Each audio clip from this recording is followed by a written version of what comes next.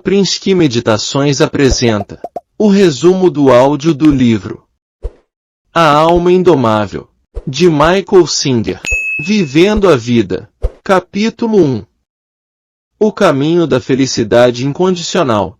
O caminho espiritual mais elevado é a vida em si. Se você sabe viver o dia a dia, tudo se torna uma experiência libertadora. Mas primeiro é preciso ter uma perspectiva adequada em relação à vida, ou tudo pode ficar confuso demais.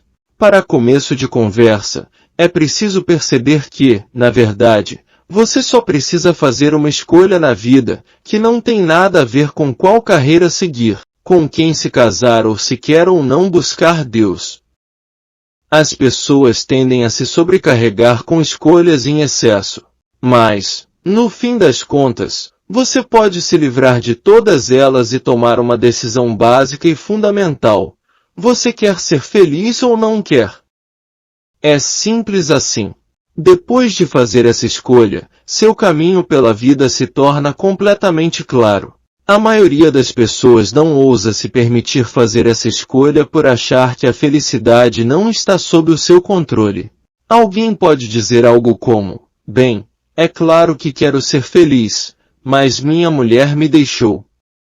Em outras palavras, ele quer ser feliz, mas não se a esposa o largar. Porém não era essa a pergunta. A questão se limitava a: você quer ser feliz ou não quer? Basta manter as coisas simples e você vai ver que isso está, sim, sob o seu controle.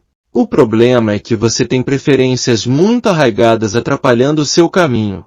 Digamos que você tenha ficado perdido, passado dias sem comer, até que, finalmente, encontra uma casa. Mal consegue chegar à porta, mas dá um jeito de se arrastar até lá e bater. Alguém abre, olha você e diz: meu Deus! Coitadinho! Está com fome? O que gostaria de comer? A verdade é que não importa. Você não quer nem pensar nisso, e só murmura a palavra comida. Você só precisa comer qualquer coisa, e isso não tem nada a ver com suas preferências mentais. O mesmo vale para a pergunta sobre felicidade. A pergunta é simplesmente: você quer ser feliz? Se a resposta for mesmo sim, então diga, sem impor restrições.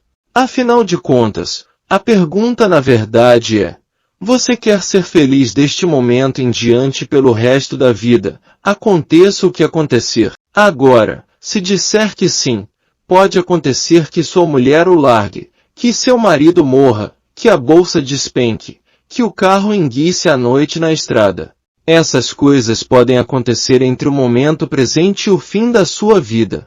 Mas, se quiser trilhar o caminho espiritual mais elevado, quando responder sim a essa simples pergunta, é preciso falar a sério. Não há e se nem há mais. A questão não é se a felicidade está sob o seu controle. É claro que está. O problema é que você não fala realmente a sério quando diz estar disposto a permanecer feliz a partir de agora. Você quer impor restrições.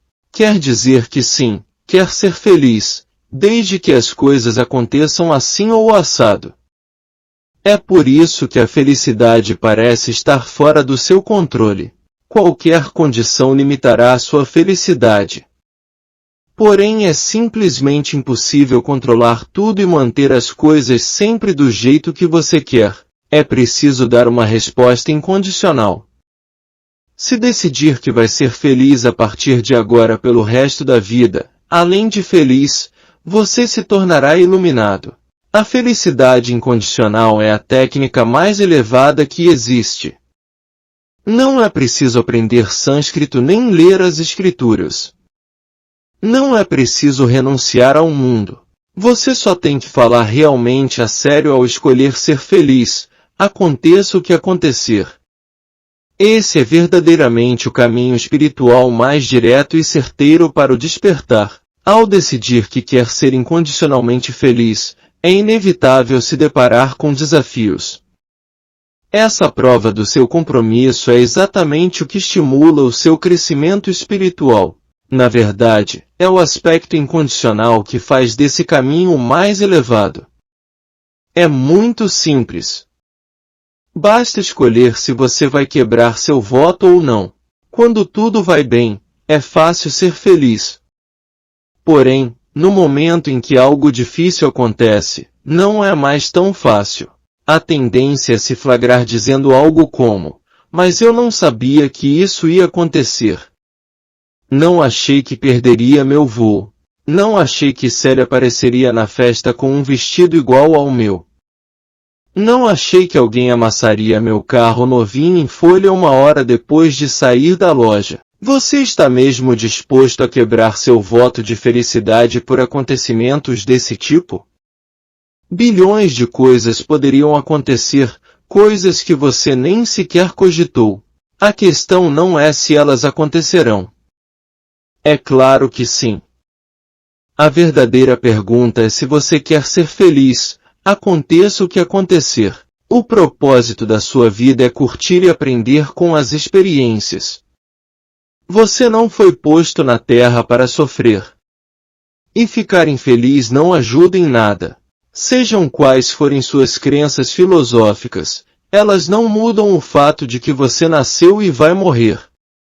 Nesse meio tempo, pode escolher se quer ou não aproveitar a experiência. Os acontecimentos não determinam se você vai ser feliz ou não. Eles são apenas acontecimentos. Quem determina se vai ser feliz ou não é você. É possível ser feliz apenas por estar vivo. É possível ser feliz com tudo que lhe acontece e depois ser feliz por morrer. Se conseguir viver assim, seu coração será tão aberto, e seu espírito, tão livre, que você voará alto até o céu. Esse é o caminho que o leva à transcendência absoluta, porque qualquer parte do seu ser que esteja disposta a impor alguma condição a seu compromisso com a felicidade precisa deixar de existir. Se quiser mesmo ser feliz, é preciso abrir mão da sua parte que quer criar melodrama. Essa é a parte que pensa existir razões para não ser feliz. Você tem que transcender o pessoal, e quando fizer, despertará naturalmente para os aspectos mais elevados do seu ser. No fim das contas, curtir as experiências da vida é a única coisa racional a fazer. Você está num planeta girando no absoluto nada. Vamos, dê uma olhada na realidade. Você está flutuando no espaço vazio, num universo infinito. Já que tem que estar aqui, ao menos seja feliz e aproveite a experiência. Você vai morrer de qualquer jeito. As coisas vão acontecer de qualquer jeito. Por que não ser feliz? Não há o que ganhar se preocupando com os acontecimentos da vida. Isso não muda o mundo, você apenas sofre. Sempre haverá algo capaz de incomodá-lo, se você deixar. Essa escolha de curtir a vida será seu guia através de sua jornada espiritual. Na verdade, ela é em si um mestre espiritual. O compromisso com a felicidade incondicional vai lhe ensinar tudo o que há para aprender sobre si, sobre os outros e sobre a natureza da vida. Você aprenderá tudo sobre sua mente, seu coração e sua vontade. Mas é preciso falar a sério ao dizer que será feliz pelo resto da vida. Toda vez que uma parte sua começar a ficar infeliz, desapegue e livre-se dela. Trabalhe com isso. Use afirmações ou faça o que for necessário para se manter aberto. Com dedicação, nada poderá detê-lo. Aconteça o que acontecer, é possível escolher apreciar a experiência. Se o fizerem passar fome e o puserem na solitária, divirta-se sendo como Gandhi. Aconteça o que acontecer, aproveite a vida que vier até você. Por mais difícil que pareça, qual é o benefício de fazer o contrário? Se for totalmente inocente e o prenderem, você ainda pode se divertir. Por que não se divertir? Isso não muda nada. No fim das contas, se permanecer feliz, quem sai ganhando é você. Faça disso seu jogo e se mantenha feliz, aconteça o que acontecer. O segredo é muito simples. Comece entendendo sua energia interior. Se olhar para dentro, você vai ver que, quando está feliz, seu coração fica aberto e a energia sobe dentro de você. Quando não está feliz, seu coração se fecha e a energia não circula. Portanto, para permanecer feliz, basta não fechar seu coração. Aconteça o que acontecer, mesmo que sua mulher o abandone ou seu marido morra, não se feche. Não há regra que diga que é preciso se fechar. Basta dizer a si mesmo que, aconteça o que acontecer, não vai se fechar. Você realmente tem essa opção. Quando começar a se fechar, pergunte-se se está mesmo disposto a abrir mão da sua felicidade. Dentro de você, que parte acredita que há algum benefício em se fechar? A menor coisa lhe acontece, e você abre mão da felicidade. Estava tendo um dia maravilhoso até que alguém o cortou no trânsito, a caminho do trabalho. Isso o deixou muito nervoso e você ficou desse jeito o resto do dia. Por quê? Ouse se fazer essa pergunta. Que bem adveio de deixar que aquilo arruinasse seu dia? Nenhum. Se alguém o cortar, deixe para lá. Desapegue e permaneça aberto. Se realmente quiser, você vai conseguir fazer isso. Ao tomar esse caminho da felicidade incondicional, você passará por todos os estágios do yoga. Terá que permanecer consciente, centrado e comprometido o tempo todo. Precisará se concentrar num único ponto, seu compromisso de permanecer aberto e receptivo à vida. Permanecer aberto é o que os grandes santos e mestres ensinaram, e qualquer um é capaz disso. Eles ensinaram que Deus é alegria, Deus é êxtase e Deus é amor. Se permanecer suficientemente aberto, ondas de energia estimulante vão encher seu coração. As práticas espirituais não são um fim em si mesmas. Elas dão frutos quando você se aprofunda a ponto de permanecer aberto. Quando aprende a ficar aberto o tempo todo, grandes coisas acontecem com você. Basta aprender a não se fechar. O segredo é aprender a manter a mente disciplinada o suficiente para que ela não o engane nem o faça pensar que dessa vez vale a pena se fechar. Se escorregar, levante-se. No minuto em que escorregar, no minuto em que abrir a boca, no minuto em que começar a se fechar e a ficar na defensiva, levante-se. Dê a volta por cima e afirme aí, dentro de si, que não quer se fechar, aconteça o que acontecer. Afirme que só quer estar em paz e aproveitar a vida. Você não quer que sua felicidade dependa do comportamento dos outros. Já é ruim o bastante que ela dependa do seu próprio comportamento. Se permitir que ela dependa do comportamento alheio, você estará muito encrencado. Algumas coisas vão lhe acontecer e você sentirá a tendência a se fechar, porém há a opção de ceder ou deixá-la para lá. Sua mente lhe dirá que não é sensato permanecer aberto quando essas coisas acontecem. Mas o tempo que lhe resta é limitado e o que é realmente insensato é deixar de curtir a vida. Se for difícil se lembrar disso, medite. A meditação fortalece o centro de sua consciência, de modo que você possa estar sempre consciente a ponto de não permitir que seu coração se feche. Você permanece aberto simplesmente desapegando, deixando para lá e liberando a tendência a se fechar. Basta relaxar o coração quando ele começar a ficar apertado. Não é preciso estar radiante o tempo todo, basta cultivar a alegria interior. Em vez de reclamar, você estará apenas se divertindo com as diversas situações que estão se desdobrando. A felicidade incondicional é um caminho e uma técnica elevada porque resolve tudo. Você pode aprender técnicas de yoga, como meditação e posturas, Mas o que fazer com o resto da vida? A técnica da felicidade incondicional é ideal, porque o que você faz com o resto da vida já está definido. Você abre mão de si mesmo e desapega para permanecer feliz. No que diz respeito à espiritualidade, você crescerá com muita rapidez. A pessoa que realmente faz isso em todos os momentos de todos os dias percebe a purificação do coração, porque não se envolve com as coisas que lhe acontecem. Ela também percebe a purificação da mente, pois não se envolve em seu melodrama. A Shakti dela, seu espírito, vai despertar, mesmo que ela nunca tenha escutado falar nisso. E assim, ela vai conhecer uma felicidade que está além da compreensão humana. Esse caminho resolve a vida cotidiana e a vida espiritual. A maior dádiva que se pode dar a Deus é estar contente com sua criação.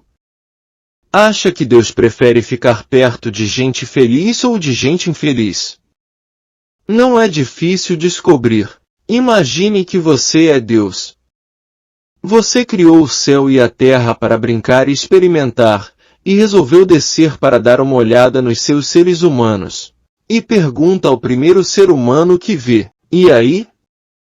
Como vai você? Como assim? Como vou? Responde o ser humano: bem. Você gosta daqui? Não, não gosto. Por que não? O que há de errado? Aquela árvore está torta em 5 lugares, quero que seja reta.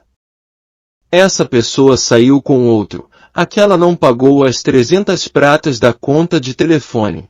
Essa tem um carro melhor do que o meu, aquela usa roupas esquisitas. É simplesmente terrível. Além disso, meu nariz é grande demais, minhas orelhas são pequenas demais, meus dedos são feios. Não estou satisfeito. Não gosto de nada disso. Nem dos animais? O que acha deles? Você pergunta: os animais? As formigas e os mosquitos picam a gente, é horrível. Não posso sair à noite porque há todas essas criaturas por aí. Elas uivam e fazem cocô por toda parte. Não gosto nada disso. Acha que Deus gostaria de ficar ouvindo isso? Você está pensando o quê? Que sou um balcão de reclamações, você diria. Então decide conversar com outra pessoa. E pergunta: e aí? Como vai você? Estou em êxtase, responde ela. Uau! Diz você. E o que acha das coisas? São lindas. Tudo que vejo cria ondas de alegria dentro de mim. Olho aquela árvore torta, fico maravilhado. A formiga vem e me pica. É espantoso que uma formiguinha minúscula tenha coragem de picar um gigante como eu. Agora adivinhe perto de quem Deus gostaria de ficar. Um dos antigos nomes de Deus na tradição do Yoga é Satchitananda, felicidade eterna e consciente. Deus é êxtase. Deus é o mais elevado. Se quiser estar perto de Deus, aprenda a estar alegre. Ao permanecer espontaneamente feliz e centrado, aconteça o que acontecer, você vai encontrar Deus. Essa é a parte mais incrível. Sim. Você vai encontrar a felicidade, mas isso não é nada comparado ao que você realmente vai achar. Quando você passa pela prova de fogo e fica completamente convencido de que vai desapegar e deixar para lá qualquer coisa que acontecer, os véus da mente e do coração caem. Você estará frente a frente com o que há além de si, porque não haverá mais necessidade de você. Quando terminar de brincar com o temporal e o finito, você vai se abrir para o eterno e o infinito. Então a palavra alegria não dará mais conta de descrever seu estado. É aí que entram palavras como êxtase, felicidade, liberação, nirvana e liberdade. A alegria se torna esmagadora e sua taça transborda. Esse é um lindo caminho. Seja feliz. Capítulo 2. O caminho espiritual da não resistência. Deveríamos ver o trabalho espiritual como aprender a viver sem estresse, problemas, medo nem melodrama. Na verdade, esse caminho de usar a vida para evoluir espiritualmente é o mais elevado de todos. Não há razão para tensão ou problemas. O estresse só surge quando resistimos aos acontecimentos da vida. Se não tentar repelir a vida nem puxá-la para si, não haverá resistência. Você simplesmente fica presente. Nesse estado, você apenas assiste aos acontecimentos da vida e os experimenta. Se escolher viver dessa maneira, verá que é possível passar a vida toda num estado de paz. Que processo extraordinário é a vida, esse fluxo de átomos pelo tempo e pelo espaço. Uma sequência eterna de eventos que ocorrem, e instantaneamente, se dissolvem, dando lugar ao momento seguinte. Se resistir a essa força espantosa, a tensão vai se acumular dentro de você, penetrando em seu corpo, sua mente e seu coração espiritual. Não é difícil notar a tendência ao estresse e à resistência no dia a dia. Mas, se quisermos entendê-la, primeiro temos que examinar por que resistimos tanto a deixar a vida ser como é. O que há dentro de nós que tem capacidade de resistir mesmo à realidade da vida? Olhando com atenção para dentro de si, você verá que é você, o eu, o ser que habita, é ele que tem esse poder, o que chamamos força de vontade. A vontade é uma força real que emana do seu ser. É ela que faz suas pernas e seus braços se moverem. Eles não se movem aleatoriamente por conta própria, e sim porque você impõe sua vontade de que o façam. Você usa a mesma vontade para se agarrar a pensamentos quando quer se concentrar neles. O poder do eu, quando concentrado e direcionado para o campo físico, mental ou emocional, cria algo que chamamos de vontade. É o que você usa quando tenta fazer as coisas acontecerem ou não. Você não está indefeso aí dentro e tem o poder de afetar as coisas. É espantoso ver o que conseguimos fazer com nossa vontade. Na verdade, afirmamos nossa vontade em oposição ao fluxo da vida. Se acontece algo de que não gostamos, resistimos. Porém, o fato já ocorreu, de que adianta resistir? Se seu melhor amigo se muda para longe, é compreensível que você não goste. Mas sua resistência interior durante anos e anos não muda o fato de que ele verdadeiramente se mudou para longe, não altera em nada a realidade da situação. O fato é que nem sequer podemos dizer que estamos resistindo à situação. Por exemplo, se alguém diz algo de que não gostamos, é óbvio que nossa resistência não fará com que a pessoa deixe de ter dito aquilo. Na verdade, resistimos a permitir que o acontecimento passe por nós. Não queremos que ele nos afete por dentro. Sabemos que ele deixará impressões mentais e emocionais que não vão se encaixar com o que já existe dentro de nós. Assim, impomos a força de vontade à influência do evento, tentando impedir que ele passe por nosso coração e nossa mente. Em outras palavras, a experiência do acontecimento não termina junto com nossa observação sensorial dele.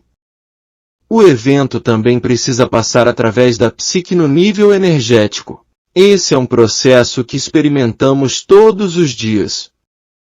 A observação sensorial inicial toca nossos reservatórios de energia mental e emocional e faz com que ela se movimente. Esses movimentos passam pela psique como as ondulações que um impacto cria na água. O espantoso é termos realmente capacidade de resistir a eles. A afirmação da força de vontade é capaz de interromper a transferência de energia, e é isso que cria tensão. Podemos ficar esgotados lutando com a experiência de um único acontecimento ou mesmo de um único pensamento ou emoção.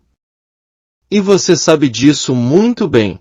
Finalmente você vai passar a considerar essa resistência um enorme desperdício de energia. O fato é que, em geral, Sua vontade é usada para resistir a algo que já aconteceu ou que ainda não aconteceu. Você está aí dentro, resistindo a impressões do passado ou a pensamentos sobre o futuro. Pense em quanta energia é desperdiçada resistindo ao que já aconteceu. O acontecimento já passou, então, na verdade, você está lutando consigo mesmo, não com ele.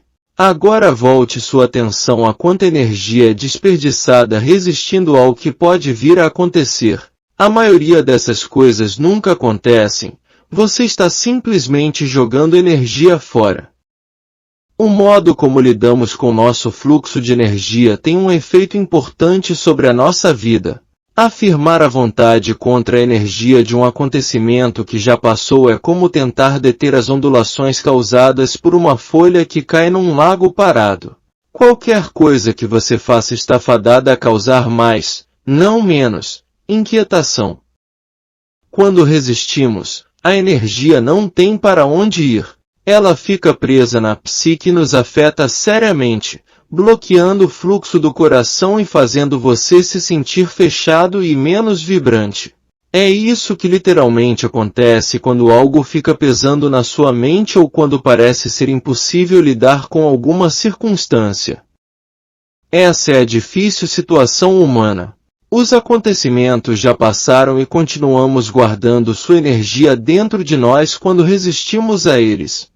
Por isso não estamos preparados para enfrentar os eventos de hoje nem somos capazes de digeri-los, pois ainda estamos lutando com energias do passado. Com o tempo, elas podem se acumular até a pessoa ficar bloqueada a ponto de surtar ou se isolar completamente. É isso que significa ficar estressado ou mesmo totalmente esgotado. Não há razão para se estressar. Não há razão para surtar nem para se isolar. Basta não deixar essa energia se acumular e permitir que cada momento do dia passe por você. Assim é possível se manter tranquilo momento a momento, como se você estivesse constantemente de férias. Não são os acontecimentos da vida que geram estresse, mas sua resistência a eles. Como o problema é causado pela tentativa de resistir à realidade que passa por você, a solução é bem óbvia: pare de resistir. Se vai resistir a alguma coisa, pelo menos tem alguma base racional para isso. Se não vai desperdiçar irracionalmente uma energia preciosa, esteja disposto a examinar o que causa resistência. Em primeiro lugar, você tem que decidir que algo não está do jeito que você gostaria. Muitos acontecimentos passam diretamente por você. Por que resistir especificamente a esse? Dentro de você deve haver um critério para decidir quando simplesmente deixar as coisas passarem e quando afirmar a força de vontade para repeli-las ou agarrar-se a elas. 1 bilhão de situações não o incomodam em nada. Você vai para o trabalho todos os dias e mal nota os prédios e as árvores passando. As linhas marcando o asfalto não o estressam em nada. Você as vê, mas elas passam direto. No entanto, não suponha que seja assim com todo mundo. Alguém cuja profissão é pintar linhas nas ruas pode ficar muito estressado se elas não estiverem retas. Na verdade, pode ficar estressado a ponto de se recusar a passar de novo por ali. Não resistimos às mesmas coisas nem temos os mesmos problemas. Isso acontece porque cada um tem as próprias noções preconcebidas de como as coisas deveriam ser e qual é a importância delas. Se quiser entender o estresse, comece percebendo que você carrega consigo suas próprias ideias preconcebidas de como as coisas deveriam ser. É com base nelas que você impõe sua vontade para resistir ao que já aconteceu. Mas de onde você as tirou? Digamos que ver as aleias em flor o deixe estressado. Com certeza isso não incomoda a maioria das pessoas. Por que incomoda você? Basta se dar conta de que certa vez você teve uma namorada que cultivava as aleias e que ela terminou com você quando os pés estavam florescendo. Agora, toda vez que vê as aleias em flor, seu coração se fecha. Você não quer sequer se aproximar delas por causa da inquietação que elas lhe causam. Esses acontecimentos pessoais deixam na mente e no coração impressões que se tornam o critério segundo o qual você decide afirmar sua vontade para resistir ou se apegar. Não é mais profundo do que isso. Eles podem ter ocorrido na infância ou em momentos variados da vida. Não importa, deixaram impressões dentro de você. Com base nelas, você resiste a coisas que estão acontecendo agora. Isso cria tensão, luta e sofrimento interior. Em vez de perceber tudo isso e se recusar a permitir que o que já passou domine a sua vida, você cai na armadilha, acreditando que haja aí alguma importância real e lutando de coração e alma para resistir ou se apegar. Na verdade, todo esse processo não tem significado real nenhum e só está destruindo a sua vida. A alternativa é usar a própria vida para se permitir desapegar dessas impressões e do estresse que elas criam. Para isso você precisa estar muito consciente e observar atentamente a voz mental que lhe ordena resistir a algo. Ela diz: não gostei do que ele disse. Dê um jeito de consertar. Ela o aconselha a enfrentar o mundo resistindo às coisas. Por que você lhe dá ouvidos? Deixe que seu caminho espiritual se torne a disposição a deixar o que quer que aconteça passar, em vez de levar esses acontecimentos para o momento seguinte. Isso não significa que você não vai lidar com as coisas. Fique à vontade para lidar com tudo, mas antes deixe que a energia passe por você. Caso contrário, você não estará lidando realmente com o acontecimento em questão, mas com suas próprias energias bloqueadas do passado. Não estará vendo as coisas de um lugar de clareza, mas de um lugar de resistência e tensão interior. Para evitar isso, comece a lidar com cada situação com aceitação, o que significa permitir que os acontecimentos passem por você sem resistência. Quando algo ocorre e é capaz de passar pela sua psique, você é deixado frente a frente com a situação real. Ao lidar com o evento real, não com suas energias armazenadas que foram despertadas por ele, você não afirma a energia reativa do passado. E assim poderá descobrir que é capaz de lidar muito melhor com as situações cotidianas. É realmente possível nunca mais ter problemas pelo resto da vida. Isso porque as situações não são problemas, elas apenas existem. Sua resistência a elas é que causa os problemas. Porém não pense que, por aceitar a realidade, você não lida com as coisas. Você lida, sim, com elas, mas como eventos que ocorrem no planeta Terra, não como problemas pessoais. Você ficará surpreso ao descobrir que, na maioria das situações, só está lidando com seus próprios medos e desejos. Eles complicam tudo. Se não tiver medo nem desejo a respeito de um acontecimento, na verdade, não precisará lidar com nada. Você simplesmente permite que a vida se desenrole e interage com ela de maneira natural, racional e objetiva. Quando a situação seguinte surgir, você estará totalmente presente naquele momento, apenas apreciando a experiência da vida. Não haverá problemas. Nada de tensão, estresse ou esgotamento. Quando os acontecimentos do mundo o atravessam, você alcança um profundo estado espiritual e então consegue estar consciente na presença de qualquer fato, sem acumular energias bloqueadas. Tudo se torna claro. Enquanto isso, as outras pessoas estão tentando lidar com o mundo ao mesmo tempo que lutam com as próprias reações e preferências. Quando estamos lidando com nossos próprios medos, ansiedades e desejos, sobra pouca energia para lidar com o que está realmente acontecendo. Pare e pense no que você é capaz de realizar. Até agora, seu potencial está limitado por lutas interiores constantes.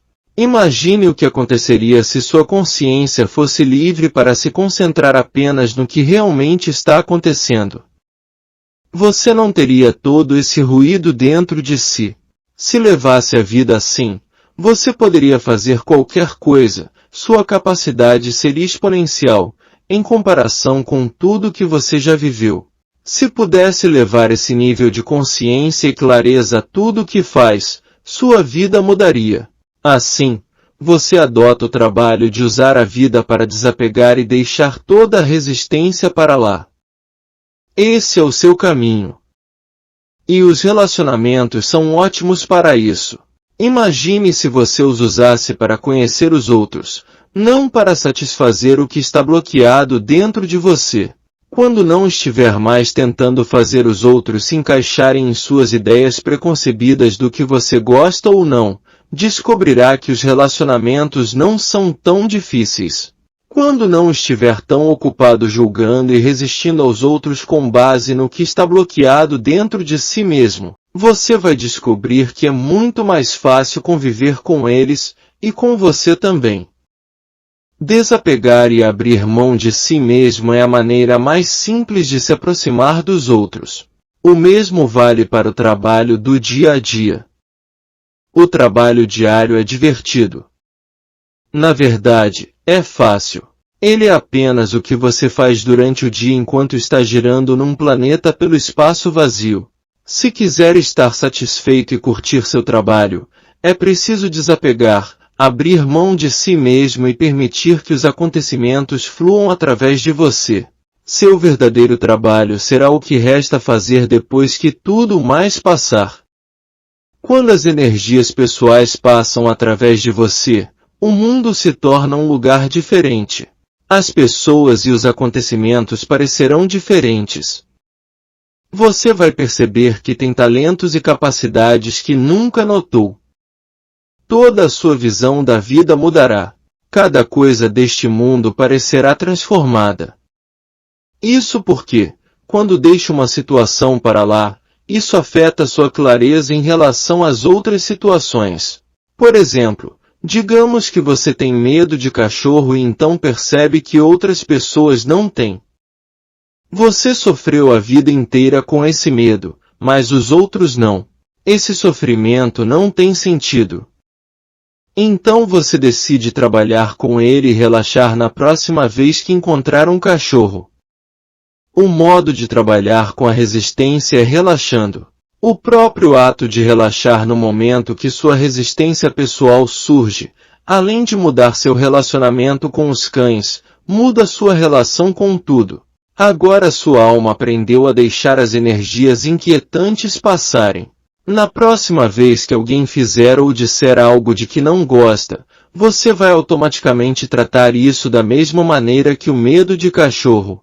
Esse processo de relaxar quando a resistência aparece funciona para tudo na vida porque oferece um modo de manter o coração aberto quando ele está tentando se fechar. A liberação interior profunda é um caminho espiritual em si. É o caminho da não resistência, o caminho da aceitação, o caminho da entrega. É a não resistência às energias que passam por você. Se isso parecer difícil, não se coloque para baixo. Apenas continue tentando. Tornar-se aberto, completo e pleno é uma tarefa para a vida inteira. O segredo é apenas relaxar, liberar e lidar apenas com o que sobrar à sua frente. Não é preciso se preocupar com o resto. Se relaxar e liberar, você vai ver que isso lhe traz um enorme crescimento espiritual. Você começará a sentir uma quantidade enorme de energia despertar dentro de si. Sentirá mais amor do que jamais sentiu. Sentirá mais paz e contentamento.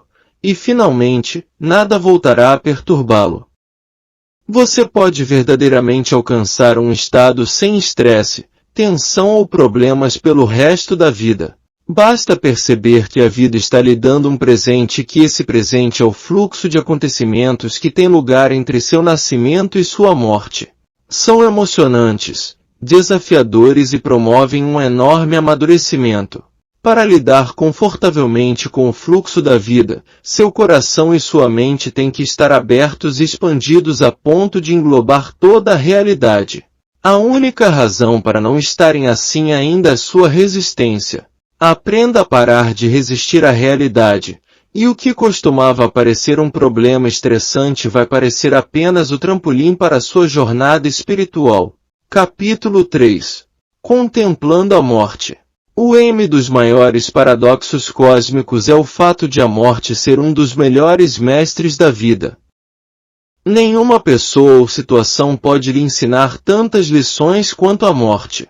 Embora alguém possa lhe dizer que você não é seu corpo, a morte lhe mostra isso. Embora alguém possa lembrá-lo da insignificância das coisas a que você se apega, a morte leva tudo num segundo. Embora as pessoas possam lhe ensinar que homens e mulheres de todas as raças são iguais e que não há diferença entre ricos e pobres, a morte instantaneamente nos torna todos iguais. A questão é: você vai esperar até o último momento para deixar que a morte seja o seu mestre? Sua mera possibilidade tem o poder de nos ensinar a qualquer momento. A pessoa sábia percebe que, a qualquer instante, pode expirar pela última vez. Pode acontecer a qualquer hora, em qualquer lugar, e lá se vai seu último suspiro. Você precisa aprender alguma coisa com isso.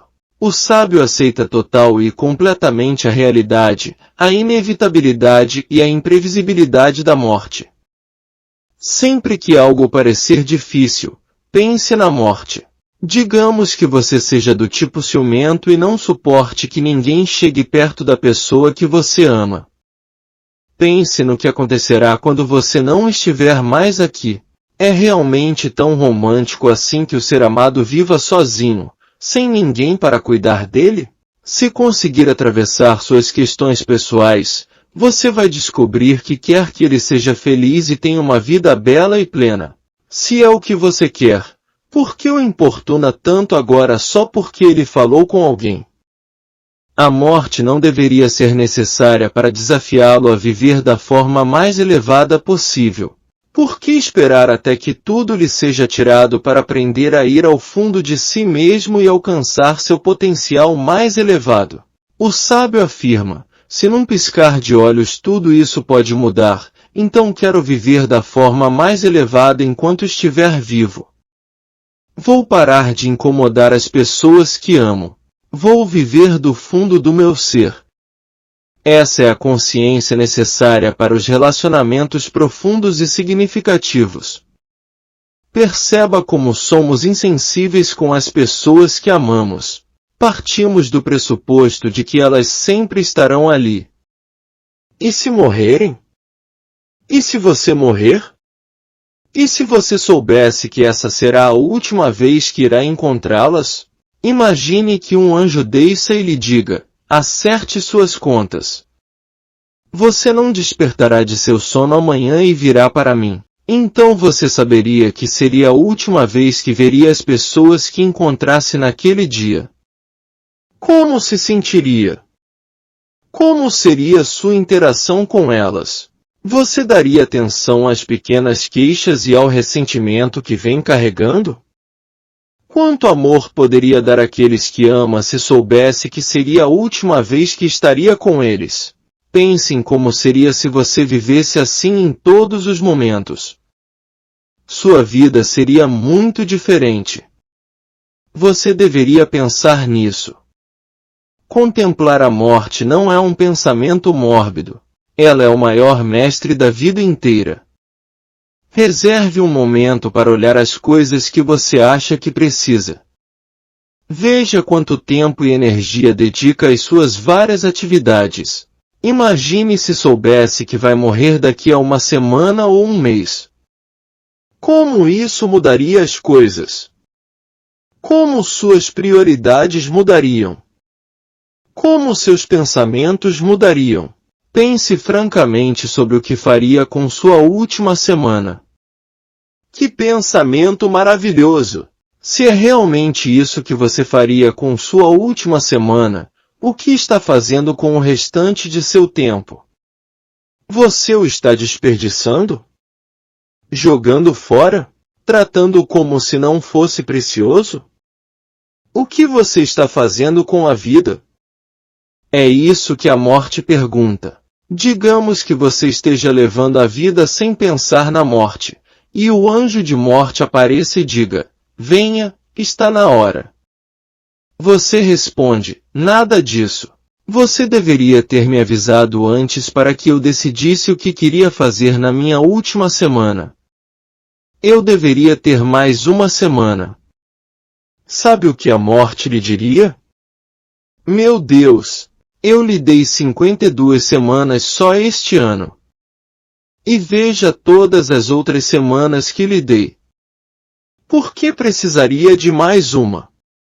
O que fez com todas essas? Se lhe perguntassem isso, o que você diria? Como responderia? Eu não estava prestando atenção.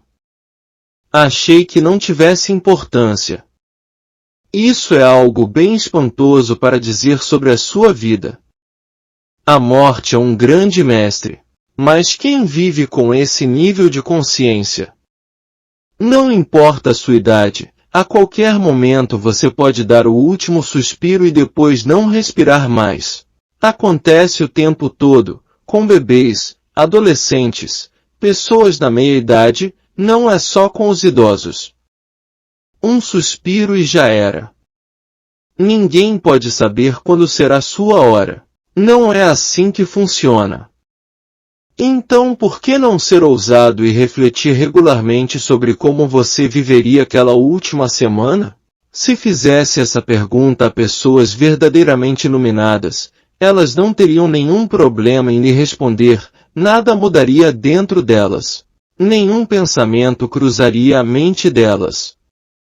Se a morte chegasse daqui a uma hora, daqui a uma semana ou daqui a um ano, elas viveriam exatamente do mesmo jeito que estão vivendo agora.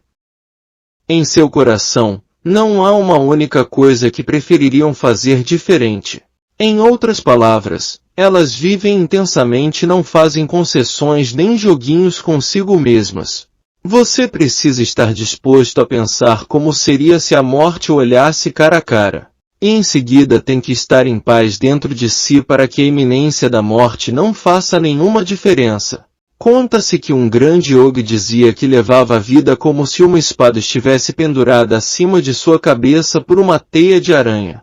Ele viveu com a consciência de que estava muito perto da morte. Você está perto da morte. Toda vez que entra no carro, toda vez que atravessa a rua, toda vez que come alguma coisa, pode ser a última. A qualquer momento, o que você faz é algo que alguém estava fazendo na hora em que morreu. Ele morreu jantando. Ele morreu num acidente de carro a 3 quilômetros de casa. Ela morreu num desastre de avião numa viagem a Nova York. Ele foi dormir e não acordou, não importa o que estiver fazendo, pode ter certeza de que alguém morreu assim. Você não deve ter medo de falar sobre a morte. Não fique nervoso com o assunto. Em vez disso, deixe que esse conhecimento o ajude a viver intensamente cada momento de sua vida, porque cada momento importa. É isso que acontece quando alguém sabe que só lhe resta uma semana de vida. Pode ter certeza de que essa pessoa lhe diria que essa foi a semana mais importante que viveu. Tudo é 1 milhão de vezes mais significativo na última semana de vida. E se você vivesse todas as semanas dessa maneira? Neste momento, você deveria se perguntar por que não está vivendo assim. Você vai morrer e sabe disso. Só não sabe quando. Todas as coisas lhe serão tiradas. Você deixará para trás suas posses, as pessoas que ama, todas as esperanças e todos os sonhos desta vida. Será levado bem aí onde estiver.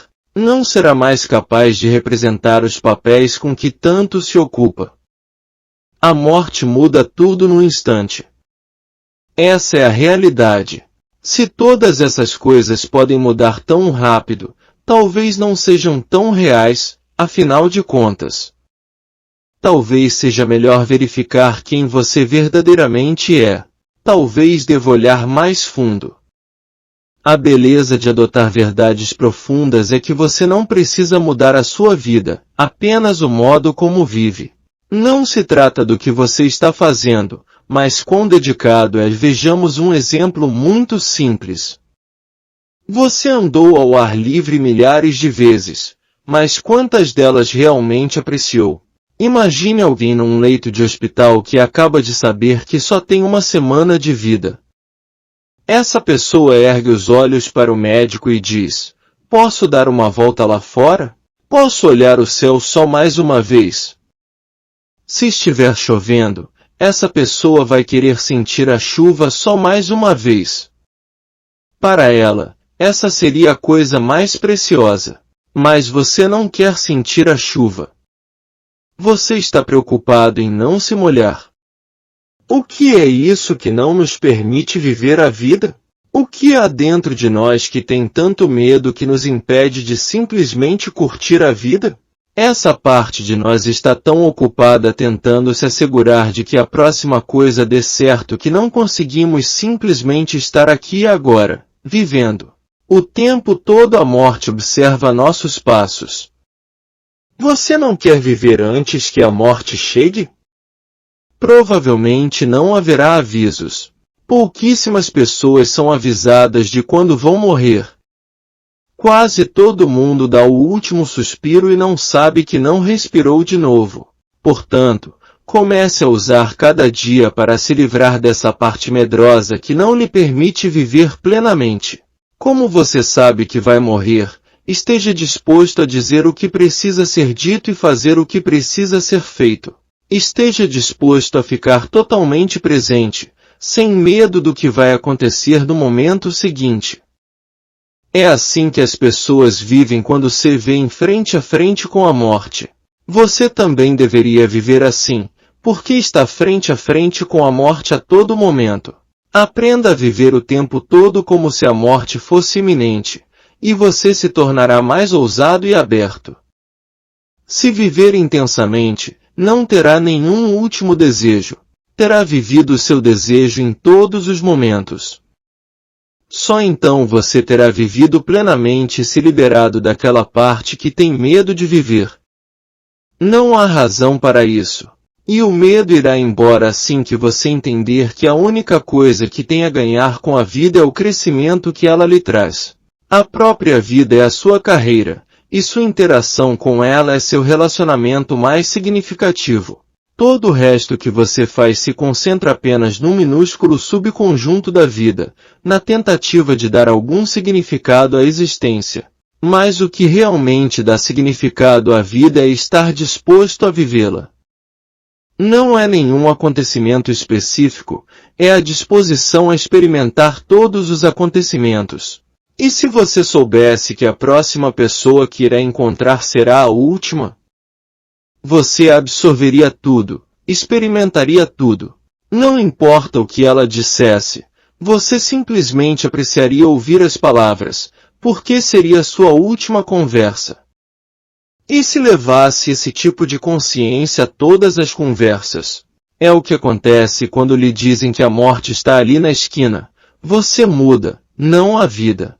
O verdadeiro buscador está comprometido com a vida em todos os momentos e não deixa que nada o detenha. Por que algo poderia detê-lo? Você vai morrer de qualquer modo. Se você se desafiar a viver como se essa fosse sua última semana, sua mente pode aparecer com todo tipo de desejo reprimido. Pode começar a falar de todas as coisas que você sempre quis fazer, levando-o a acreditar que é melhor realizar esses desejos. Mas você logo vai ver que essa não é a resposta. É preciso entender que sua tentativa de conseguir experiências especiais é que o faz perder a real experiência da vida. A vida não é algo que você ganha, mas algo que experimenta. Ela existe com ou sem você, há bilhões de anos. Você simplesmente teve a honra de ver uma fatiazinha minúscula dela. Se estiver ocupado tentando conseguir alguma coisa, vai perder a fatia que está realmente experimentando. Cada experiência é diferente e todas elas valem a pena. A vida não é algo a desperdiçar. Ela é verdadeiramente preciosa. É por isso que a morte é um mestre tão bom. É a morte que torna a vida preciosa. Veja como se sente quando imagina que só lhe resta uma semana. Como a vida seria preciosa se a morte não existisse? Você desperdiçaria todos os segundos, porque não faria diferença. É a escassez que torna as coisas preciosas. É a escassez que transforma uma simples pedra numa joia preciosa. Portanto, a morte dá significado à vida. A morte é sua amiga, sua libertadora. Pelo amor de Deus, não tenha medo da morte. Tente aprender o que ela lhe diz. A forma mais elevada de aprender é perceber que cada momento da sua vida é importante e deve ser vivido intensamente. Ao viver cada momento completamente, você terá uma vida mais plena e não precisará temer a morte.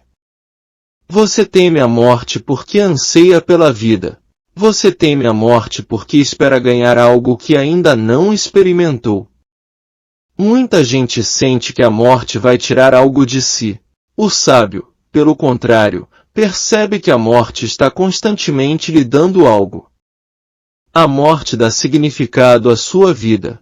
É você quem joga a sua vida fora, você desperdiça cada segundo dela. Entra no carro, vai daqui para ali e não vê nada. Nem sequer está presente. Está mais ocupado pensando no que vai fazer depois. Está um mês à frente, ou até um ano. Não está vivendo a vida, está vivendo a mente. Portanto, é você quem joga a sua vida fora, não a morte. Na verdade, a morte o ajuda a ter sua vida de volta fazendo prestar atenção no momento presente. Ela o faz dizer, meu Deus, vou perder isso. Vou perder meus filhos. Essa pode ser a última vez que os vejo. A partir de agora, vou prestar mais atenção neles e em meu cônjuge e em todos os meus amigos e nas pessoas que amo. Quero muito mais da vida. Se você vive cada experiência plenamente, a morte não lhe tira nada. Não há nada a tirar, porque você já está realizado. É por isso que o sábio está sempre pronto para morrer. Não faz diferença quando a morte virá, porque sua experiência já é plena. Suponha que você ama a música mais do que tudo. Sempre quis ouvir sua composição clássica favorita tocada por sua orquestra predileta. Era o sonho da sua vida. Finalmente, isso acontece. Você está lá, ouvindo. Isso preenche completamente. As primeiras notas o elevam até onde você precisava ir. Isso lhe mostra que basta um instante para ser absorvido na paz transcendental. Você não precisa de mais tempo antes da morte. O que você precisa é de maior profundidade nas experiências pelo tempo que tiver. Essa é a maneira de viver cada momento da vida. Deixe que ele o preencha completamente. Deixe que o toque até o mais fundo do seu ser. Não há momento em que isso não seja possível. Mesmo que algo terrível aconteça, considere esse acontecimento apenas mais uma experiência da vida. A morte lhe fez uma grande promessa, na qual você pode encontrar paz profunda. A promessa é que todas as coisas são temporárias, só estão de passagem pelo tempo e pelo espaço. Se tiver paciência, isto também vai passar. O sábio percebe que, no fim, a vida pertence à morte. É a morte que vem em seu próprio tempo para lhe tirar a vida. A morte é o proprietário, você é apenas o inquilino. Ela vem reivindicar sua propriedade, algo que sempre lhe pertenceu. Você deveria ter uma relação saudável com ela, não deveria ter medo. Sinta-se grato à morte por lhe dar mais um dia, mais uma experiência, e por criar a escassez que torna a vida tão preciosa. Assim, sua vida não será mais sua para desperdiçar, será sua para apreciar. A morte é a suprema realidade da vida. Os yogis e santos a aceitam inteiramente. São Paulo disse, onde está, ó morte, a tua vitória? Onde está, ó morte, o teu aguilhão? 1 Coríntios 15, 55. Grandes seres não se incomodam de falar sobre a morte. Os iogues tradicionalmente vão aos cemitérios e aos campos crematórios para meditar. Sentam-se lá para lembrar a fragilidade do corpo e a inevitabilidade da morte. Os budistas são ensinados a contemplar a natureza temporária das coisas. Tudo é temporário, e isso a morte lhe diz. Assim, em vez de se perder no falatório mental do dia a dia, por que não contemplar a natureza temporária da vida? Por que não pensar em algo significativo? Não tenha medo da morte. Deixe que ela o liberte. Deixe incentivá-lo a experimentar a vida intensamente. Mas lembre-se, a vida não é sua. Por isso experimente a vida que está acontecendo, não há que você gostaria que acontecesse. Não desperdice um momento sequer tentando fazer outras coisas acontecerem. Aproveite os momentos que lhe foram dados. A cada minuto, você está um passo mais perto da morte. É assim que se vive a vida, como se você sempre estivesse à beira da morte, porque, na verdade, está. Capítulo 4. O segredo do caminho do meio. Em nenhuma discussão sobre a vida como caminho espiritual estará completa se não abordar um dos ensinamentos espirituais mais profundos, o Tao Te Ching. Ele discute algo que é muito difícil, aquilo que Lao Tse chamava de Tao. Traduzido literalmente, significa o caminho. O Tao é tão sutil que só se pode falar dele indiretamente, sem nunca realmente tocá-lo. Nesse tratado, é estabelecida a própria base dos princípios para toda a vida, o equilíbrio entre yin e yang, feminino e masculino, luz e escuridão. Pode-se facilmente ler o Tao Te Ching sem entender uma única palavra ou derramando lágrimas a cada palavra. A questão é, você está levando a ele o conhecimento, o entendimento e a base para compreender o que ele tenta exprimir? Infelizmente, os ensinamentos espirituais costumam mascarar a essência da verdade com palavras místicas. Mas esse equilíbrio, esse Tao, é realmente muito simples. Aqueles que verdadeiramente aprenderam os segredos da vida reconhecem essas verdades sem ter lido nada. Se quiser entender o Tao, é preciso assimilá-lo bem devagar e manter a simplicidade. Senão, você pode não conseguir enxergá-lo, embora ele esteja bem à sua frente. A melhor forma de abordar o Tao é por meio de perguntas muito simples, quase retóricas. Por exemplo, é bom para a pessoa comer às vezes? Sim, é óbvio que sim. É bom para a pessoa comer o tempo todo? Não, é claro que não. Em algum ponto intermediário, você passou sobre o Tao. É bom fazer jejuns periódicos? É bom não comer nunca? Não. O pêndulo pode oscilar entre se empanturrar e morrer de fome. Esses são os dois extremos do pêndulo, o yin e o yang, expansão e contração, imobilidade e ação. Tudo tem dois extremos. Tudo tem gradações. Se for aos extremos, você não pode sobreviver.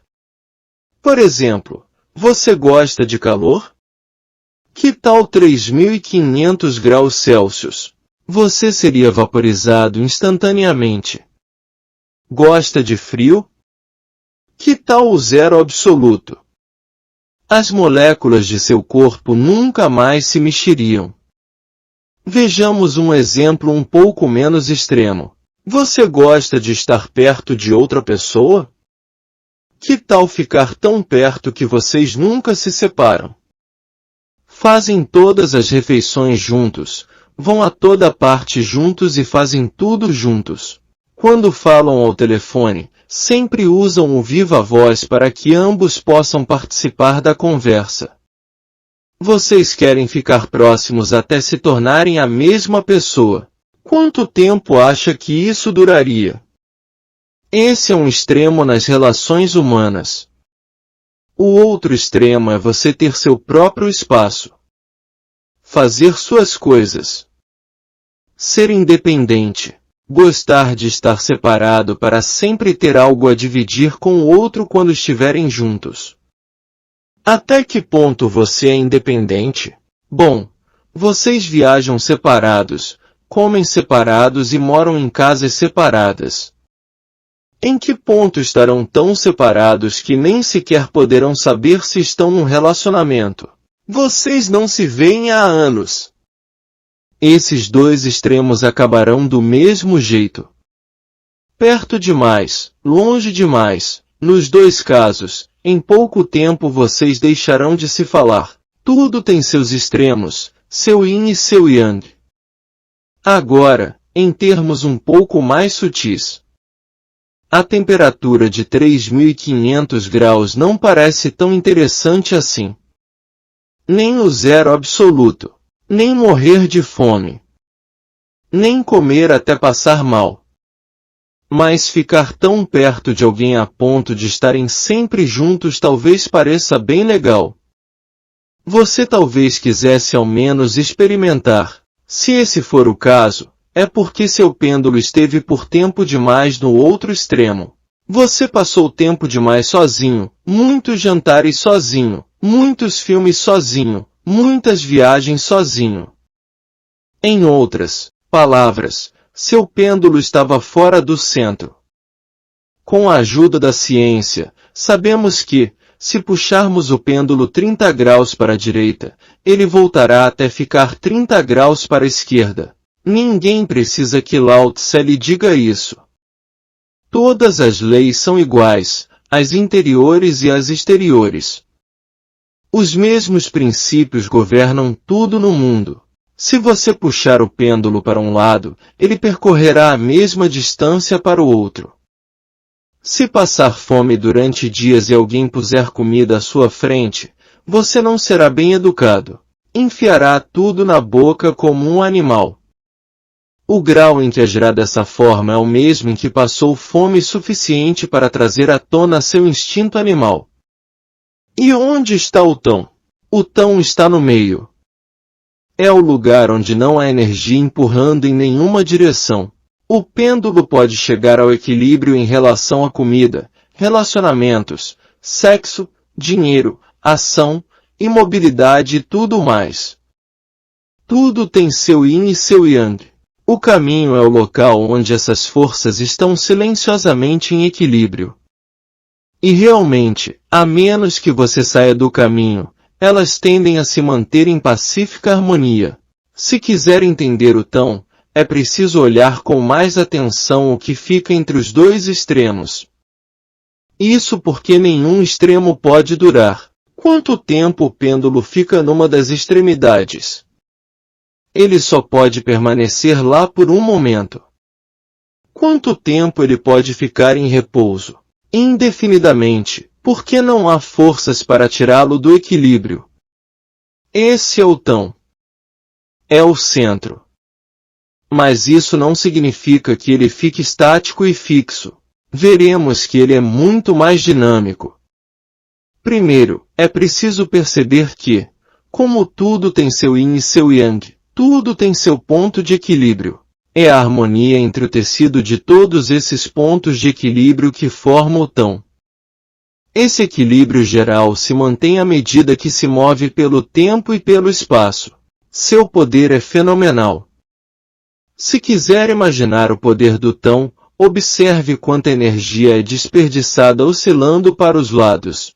Suponha que você queira ir do ponto A ao ponto B, mas, em vez de andar até lá diretamente, se mova de um lado para o outro, como uma onda senoidal. Isso exigiria muito tempo, e você desperdiçaria muita energia. Em outras palavras, não é eficiente oscilar ao longo do caminho. Para ser eficiente, você tem que centrar toda a sua energia nele. Se fizer isso, a energia que era desperdiçada indo de um lado para o outro será puxada para o centro. Essa concentração de energia realiza a tarefa com muito mais eficiência. Esse é o poder do tão. Quando parar de oscilar entre os opostos, você vai descobrir que tem muito mais energia do que imaginava. Aquilo que exige horas de alguém lhe tomará minutos. Aquilo que esgota os outros exigirá de você pouquíssima energia. Essa é a diferença entre lutar com os opostos e ficar centrado ao realizar alguma coisa. Esse princípio vale para todos os aspectos da vida. Em equilíbrio, você come quando está na hora de comer, e assim mantém a saúde do corpo. Do contrário, vai desperdiçar energia lidando com os efeitos de comer de menos, de comer demais ou de comer os alimentos errados. É muito mais eficiente lidar com o corpo de maneira equilibrada do que sobrecarregá-lo com o efeito dos extremos. Basicamente, você desperdiça uma energia enorme com os extremos. Quanto mais extremo for, mais tempo qualquer projeto exigirá. Por exemplo, o relacionamento em que você insiste em que os dois fiquem juntos o tempo todo seria como um emprego em tempo integral. A única maneira de arranjar outro trabalho seria se os dois desempenhassem a mesma função à mesma mesa. No outro extremo, se não tiver nenhum relacionamento e passar o tempo todo solitário e deprimido, você não será capaz de realizar muita coisa. Assim, mais uma vez, é preciso gastar toda a energia para permanecer nos extremos.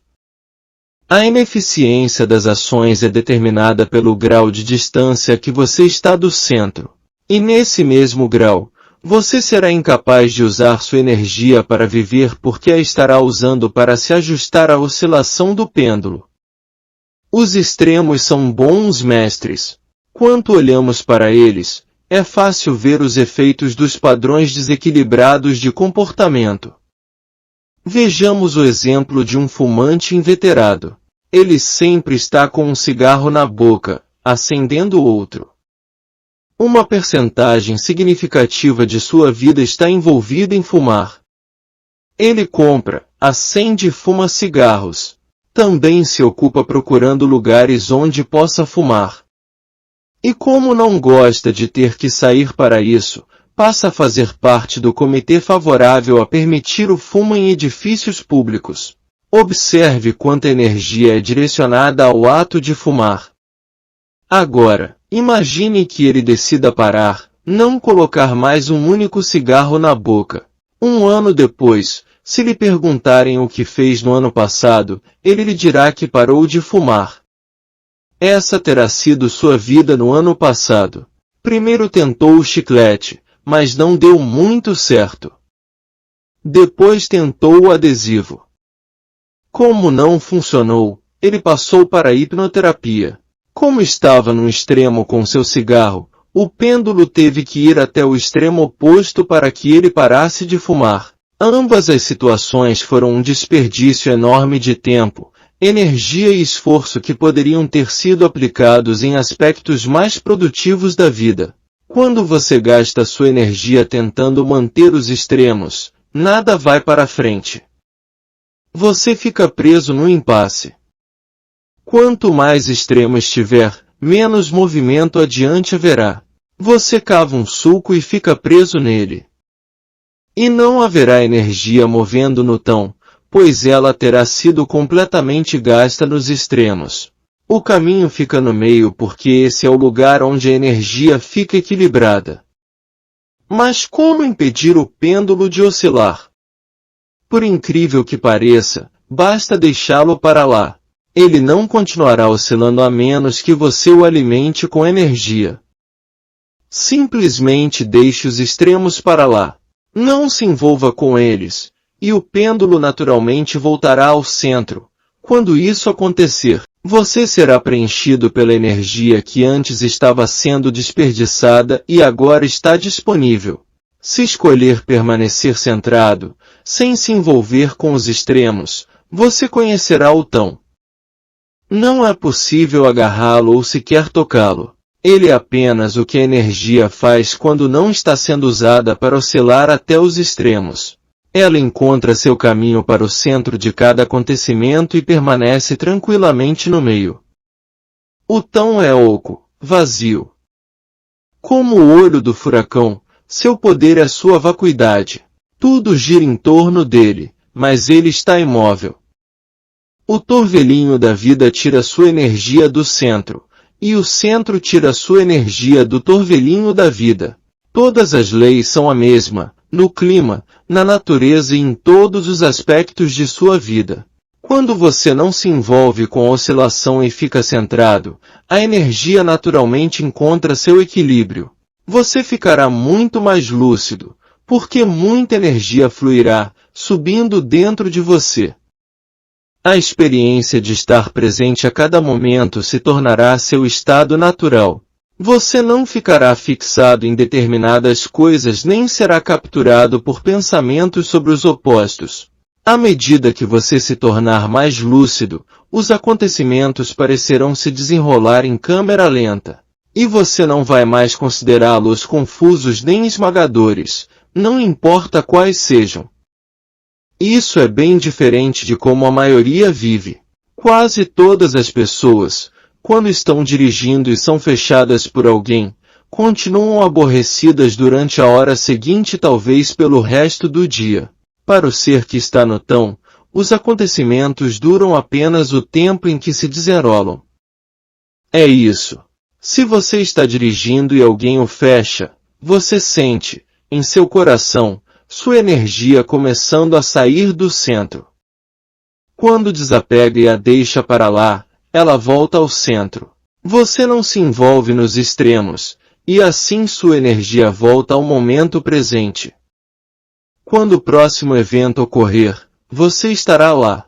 Você estará sempre lá, e isso torna muito mais capaz do que alguém que esteja reagindo a desequilíbrios passados.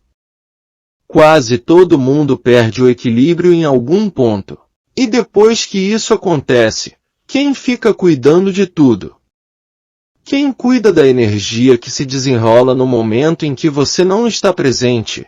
Lembre-se, quem permanece presente e firme em seu propósito chega na frente. Quando se move no tão, você está sempre presente. A vida se torna absolutamente simples. No caminho, é fácil ver o que está acontecendo na vida, que se desenrola bem à sua frente. Mas, se aí dentro há todo tipo de reação porque você está envolvido com os extremos, a vida parece confusa, não porque ela esteja de fato, mas porque você está confuso. Quando você deixa de estar confuso, tudo se torna simples. Se você não tiver preferências, se a única coisa que quiser for se manter centrado, a vida vai se desenrolar enquanto você simplesmente busca o centro. Há um fio invisível passando por tudo. Todas as coisas se movem em silêncio por esse equilíbrio central. Esse é o tão. Ele está mesmo lá. Está em seu relacionamento, em sua alimentação e em suas atividades comerciais. Está em tudo. É o olho do furacão. Está completamente em paz. Para lhe dar uma ideia de como é estar nesse centro, vejamos o exemplo do barco à vela. Primeiro vamos velejar quando não houver vento. Esse é um extremo, e assim não vamos a lugar nenhum. Agora vamos velejar quando houver muito vento, mas nenhuma vela. Esse é o extremo oposto. E novamente, não vamos a lugar nenhum. Velejar é um bom exemplo porque há muitas forças em jogo. Há o vento, a vela, o leme e a tensão dos cabos sobre a vela. Há uma enorme inter-relação de forças. O que acontece se o vento soprar e você deixar a vela frouxa demais? Não dará certo. E se arretesar demais? O barco vira. Para velejar direito, é preciso prender a vela do jeito certo. Mas qual é o jeito certo? É o ponto central de tensão da vela contra a força do vento, nem de mais, nem de menos. É o que chamamos de ponto ideal. Imagine a sensação quando o vento atinge a vela do jeito certo e você segura os cabos do jeito certo. Você zarpa com uma sensação perfeita de equilíbrio. Em seguida o vento muda, e você se ajusta a ele. Você, o vento, a vela e a água são um só. Todas as forças estão em harmonia. Se uma delas muda, as outras mudam no mesmo instante. É isso que significa mover-se no caminho. No tom da vela, o ponto de equilíbrio não é estático, o equilíbrio é dinâmico. Você vai de um ponto de equilíbrio a outro, de um centro a outro. Não pode ter nenhum conceito nem preferência, é preciso se deixar levar pelas forças. No caminho, nada é pessoal. Você é um mero instrumento nas mãos das forças e participa da harmonia do equilíbrio. É necessário chegar ao ponto em que todo o seu interesse se concentra no equilíbrio, não em alguma preferência pessoal de como as coisas deveriam ser. É assim com tudo na vida. Quanto mais conseguir trabalhar com o equilíbrio, mais será capaz de simplesmente velejar pela vida. A ação sem esforço é o que acontece quando você entra no tão. A vida acontece e você está lá, mas você não faz nada acontecer. Não há fardo, não há estresse. As forças cuidam de si enquanto você permanece no centro.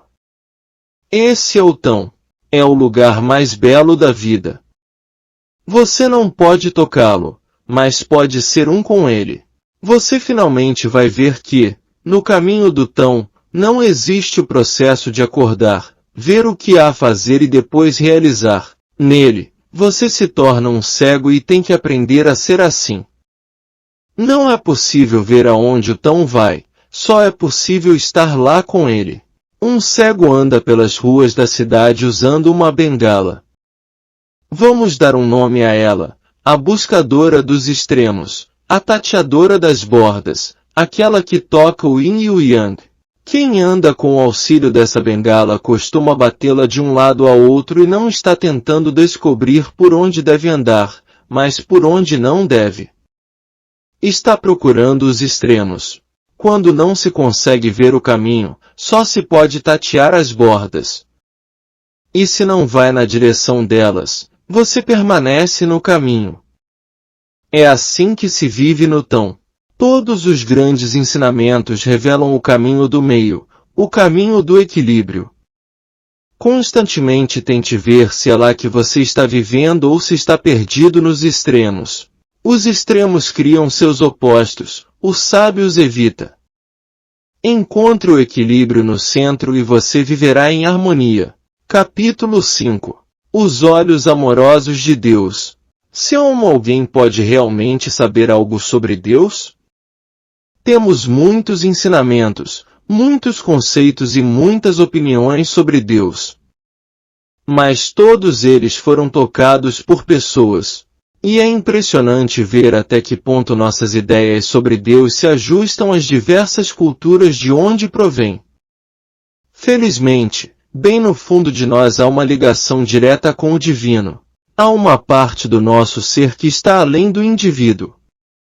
Você pode escolher conscientemente se identificar com ela, e não com a psique ou com um corpo. Quando faz, uma transformação natural começa a acontecer. E com o tempo, à medida que observa essa transformação, você vai descobrir como é ir na direção de Deus, como é se mover na direção do Espírito. Essas mudanças interiores refletem a força da qual você está se aproximando. Assim como a chuva molha e o fogo aquece, você pode conhecer a natureza de Deus olhando no espelho de seu eu transformado. Isso não é filosofia, é uma experiência direta.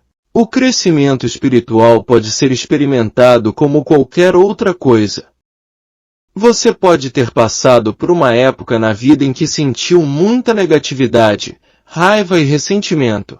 Sabe como é isso e sabe como se sente em relação aos outros quando está assim. Sabe como seu coração se sente e sabe como são seus pensamentos e ações. Você conhece esse espaço. Não é filosofia. É uma experiência direta. Se crescer para além dessa parte de si, Com o tempo você realmente se afastará dos sentimentos de tensão e ansiedade. Toda nuvem de vibrações inferiores vai parecer cada vez mais distante do local onde você está assentado aí dentro.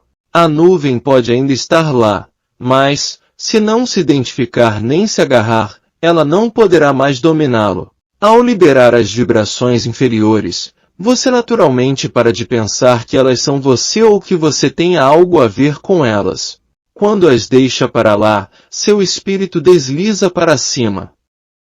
Como você sabe que isso acontece? Do mesmo modo que sabe que está respirando, que seu coração está batendo e que tem pensamentos. Você está aí dentro e experimenta isso diretamente. O que significa deslizar para cima?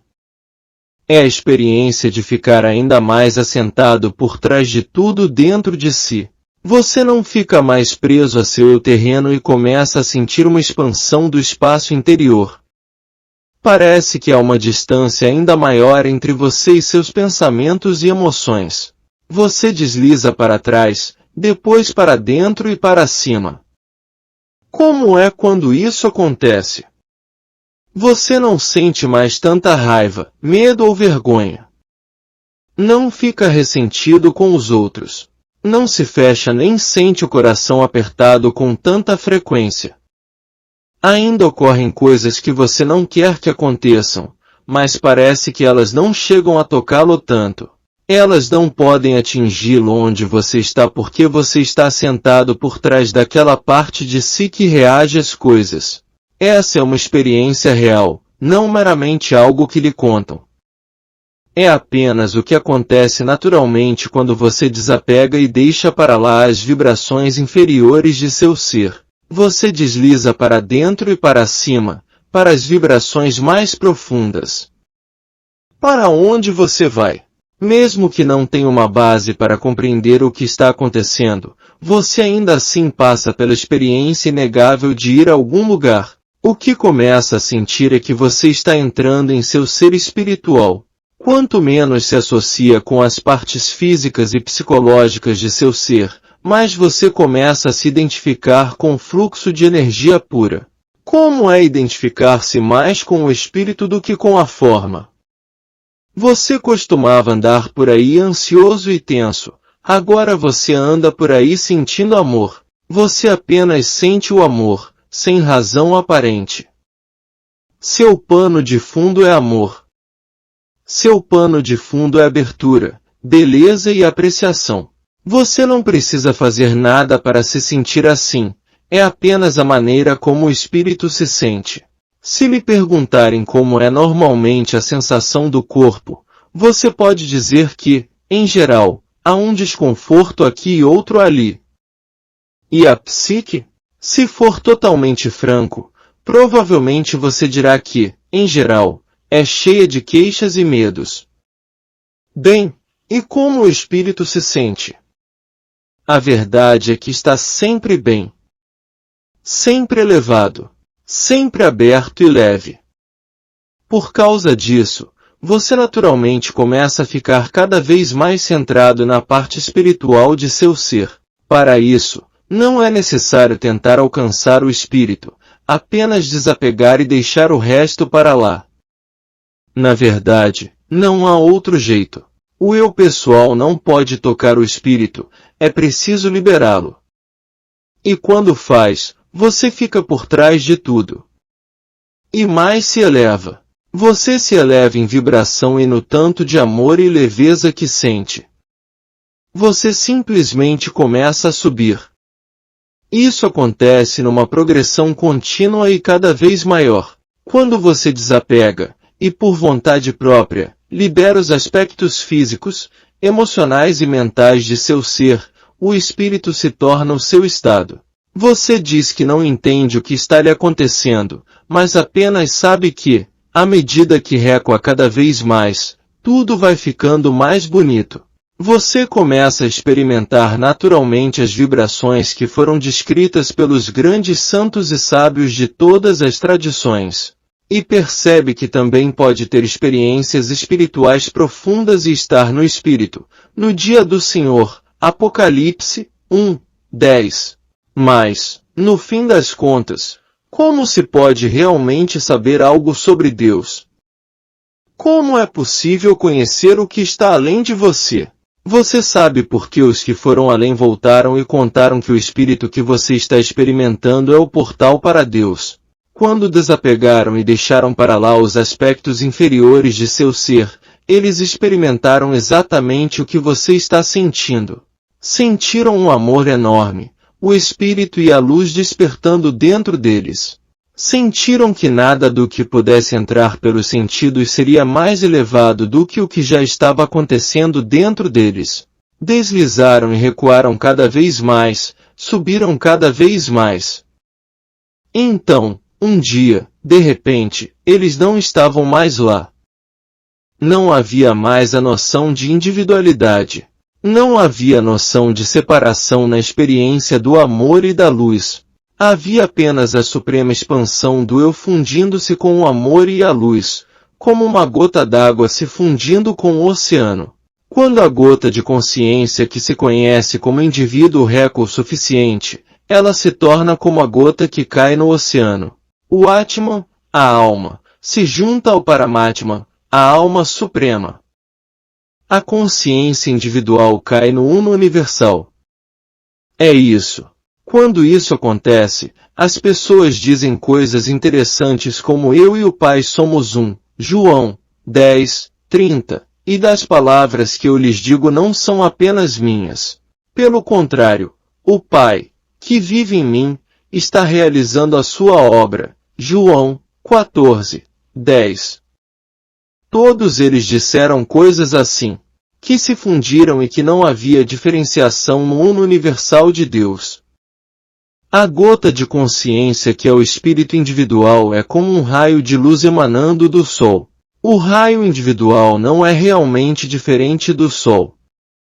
Quando a consciência deixa de se identificar como raio, ela passa a se conhecer como o Sol. Os seres se fundiram nesse estado.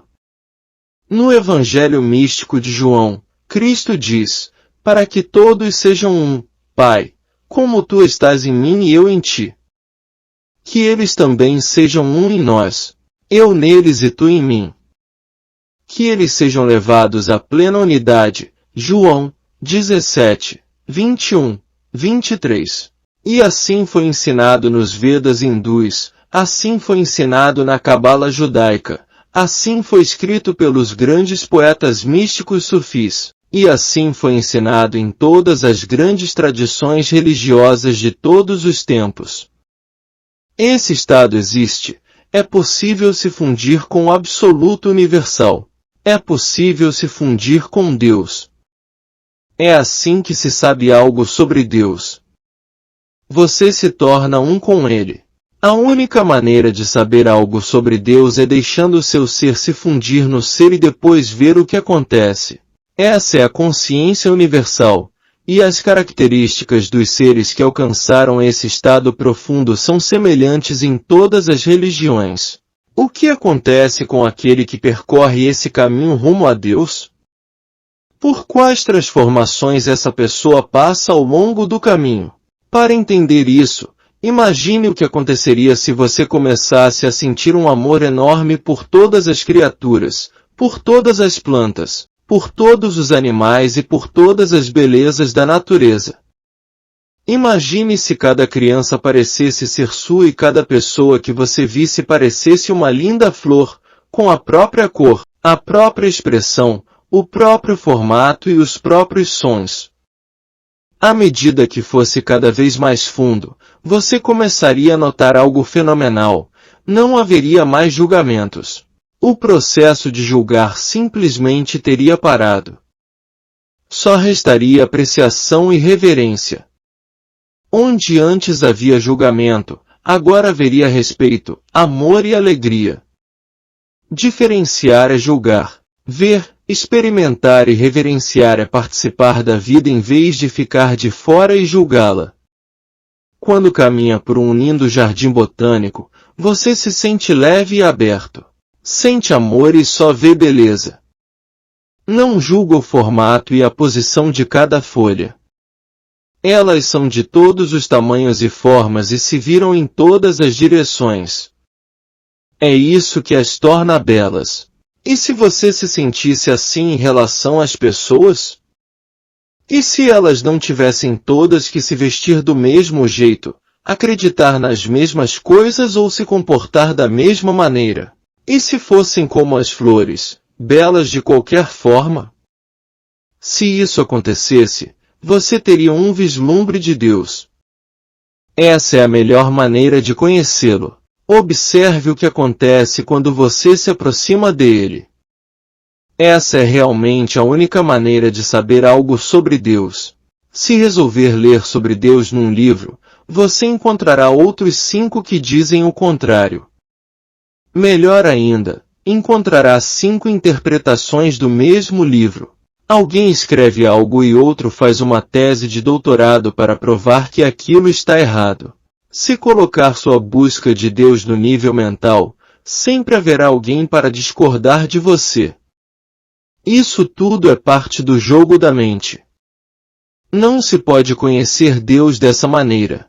Isso precisa vir da experiência real.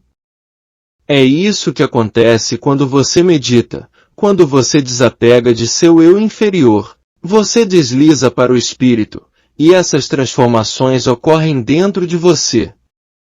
Só é necessário notá-las para começar a perceber a tendência rumo às características do divino. Quanto mais você recuar, mais verá essas características dentro de você. A cada passo do caminho, você terá um vislumbre mais claro de como deve ser estar assentado nesse estado divino. Há aqueles que sabem da existência da força divina. Eles tiveram a experiência interior direta e por isso sabem que a consciência divina é uma realidade. Tiveram vislumbres de uma força que é onisciente, onipresente e onipotente, uma força que tem consciência de todas as coisas o tempo todo, que é universalmente consciente. Como é a criação nesse estado divino? O que os que foram além viram ao olhar através dos olhos de Deus? Que não há mais julgamento, apenas beleza. Um ser desse sente, agora posso ver todas as flores ao mesmo tempo. Agora posso sentir como está cada um dos meus filhos e toda a minha diversidade. Agora posso sentir mais amor, mais compaixão, mais compreensão e mais admiração por todas as diversas ações e expressões de minha criação. É assim para o santo. E o verdadeiro santo reside com Deus. E se for mesmo verdade que Deus não julga? E se Deus estiver apenas amando? Todos sabemos que o verdadeiro amor não julga. O amor vê somente beleza no amado. Não há impureza. Não há sequer essa possibilidade.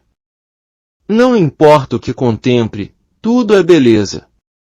É assim que o verdadeiro amor vê. É assim que tudo fica pelos olhos do amor. Portanto, se Deus é amor, como deve ser olhar por seus olhos, os olhos cheios de amor infinito e compaixão incondicional? Se já amou alguém de verdade, você sabe o que o verdadeiro amor significa. Você ama o outro mais do que a si mesmo. Quando ama alguém de verdade, seu amor vê além da humanidade do outro. Ele envolve todo o ser do outro, inclusive os erros do passado e os defeitos de agora. É como o amor incondicional de uma mãe. A mãe devota a cada momento da vida a criança com deficiência física ou mental. Ela a acha linda e não se concentra em suas limitações. Na verdade, ela nem as vê como tal. E se for assim que Deus olha a sua criação? Você nunca soube disso se lhe disseram outra coisa. Em vez de ser incentivado a se sentir completamente protegido, amado, honrado e respeitado pela força divina, ensinaram-lhe que você está sendo julgado. Por isso você sente culpa e medo. Mas culpa e medo não abrem sua conexão com o divino, só servem para fechar seu coração. A realidade é que o caminho de Deus é amor, e você pode ver isso com seus próprios olhos. Se, mesmo que só por um momento, conseguir olhar alguém com os olhos do verdadeiro amor, você saberá que esses olhos não são seus.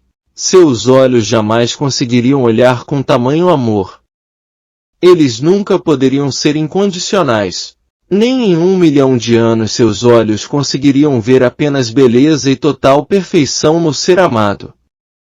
Esses são os olhos de Deus olhando através de você. Quando a mão de Deus se estende para dar através de você, não há nada que você não dê. Você daria seu último suspiro sem pensar 2 vezes. Nem lhe passaria pela cabeça hesitar. Você daria tudo e qualquer coisa pela pessoa amada. Quando sente um amor profundo assim, você sente que ele vem de algo maior. É um amor transcendental. É divino, incondicional e altruísta. Os mestres falam desse amor. Os que foram além disseram que esse é o estado que alcançamos quando deslizamos para o Espírito. É assim que o Espírito olha sua criação. Isso é o que deveriam lhe ensinar.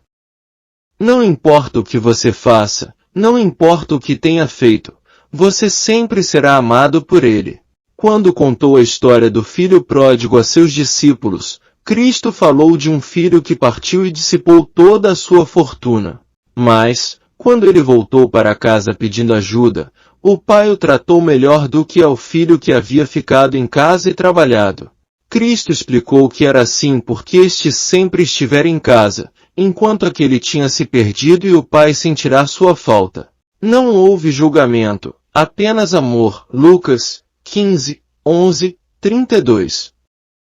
Cristo também disse: se algum de vocês estiver sem pecado, seja o primeiro a atirar pedra nela. João 8, 7.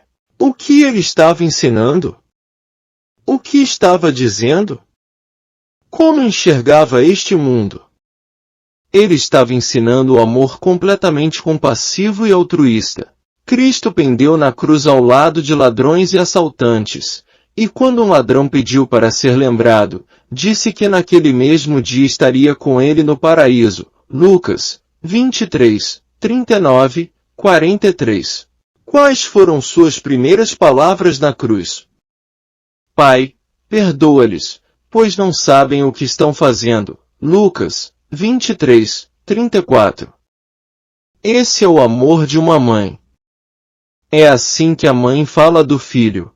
O nível de amor e compaixão é tão profundo que não há nada de errado que a criança possa fazer.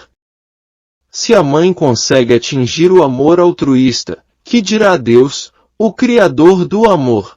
Quer saber como Deus vê este mundo? Quer saber o que ele acha dos diversos tipos de pessoa? Então olhe o sol. O sol brilha mais sobre um santo do que sobre os outros? O ar está mais disponível para o santo do que para os demais? A chuva cai nas árvores de um vizinho mais do que nas do outro? Você pode desviar os olhos da luz do sol e viver 100 anos na escuridão. Porém, se resolver voltá-los para a luz, ela ainda estará lá. Estará lá para você, assim como para a pessoa que aproveitou seu brilho durante 100 anos. Toda a natureza é assim. O fruto da árvore se entrega de boa vontade a todos. Alguma força da natureza faz distinções? Algo da criação de Deus, além da mente humana, realmente faz julgamentos? A natureza é toda dádiva a quem quiser receber, mas se você preferir não receber, ela não vai puni-lo. É você se pune por ter escolhido não receber. Se disser à luz, não vou olhar você, vou viver nas trevas, ela continuará brilhando. Se disser a Deus, não acredito e não quero ter nada a ver com você, você continuará a ser sustentado pela criação. Sua relação com Deus é a mesma que você tem com o sol. Esconda-se por anos de sua luz e depois resolva sair da escuridão. O sol ainda estará brilhando como se você nunca tivesse partido. Não é preciso pedir desculpas. Basta levantar a cabeça e olhar para ele. Também é assim quando decide se voltar para Deus, você simplesmente o faz. Se, em vez disso, permitir que a culpa e a vergonha entrem em seu caminho, isso é apenas seu ego bloqueando a força divina. Você não pode ofender o divino, sua própria natureza é luz, amor, compaixão, proteção e doação. Você não pode fazer com que ele pare de amá-lo. É como o sol. Você não pode fazer com que ele pare de brilhar sobre você, pode apenas optar por não olhar. Mas, assim que olhar, verá que ele ainda está lá. À medida que deslizar de volta ao espírito, você vai ver que aqueles são os olhos que olham este mundo. Aquele é o coração que brilha sobre tudo e todos. Através daqueles olhos, a mais miserável das criaturas parece bela. Essa é a parte que ninguém entende. As pessoas dizem que Deus chora quando olha essa terra. Porém o santo vê e sabe que Deus entra em êxtase quando olha para essa terra, sob qualquer condição e a qualquer momento. Êxtase é a única coisa que Deus conhece. A natureza de Deus é felicidade eterna e consciente. Não importa o que tenha feito, não será você que virá arruiná-la. A beleza é que você pode experimentar esse êxtase. E quando começar a sentir essa felicidade, conhecerá a natureza de Deus. Então ninguém será capaz de irritá-lo ou decepcioná-lo. Nada criará problema. Tudo parecerá fazer parte da bela dança da criação que se desenrola à sua frente. Seu estado natural será cada vez mais elevado. Você sentirá amor em vez de vergonha. Em vez de não erguer os olhos para o divino por causa de algo que disse ou fez, você o verá como um lugar de refúgio incondicional. Contemple esse fato e abandone a ideia de um Deus julgador. Você tem um Deus amoroso. Na verdade, você tem o próprio amor como Deus. E o amor não pode ser outra coisa senão amor. Seu Deus está em êxtase e não há nada que você possa fazer para mudar isso. E se Deus está em êxtase, eu me pergunto, o que será que ele vê quando olha para você? Fim do resumo do áudio do livro A Alma Indomável, de Michael Singer. Vivendo a Vida. O caminho da felicidade incondicional. Muito obrigado.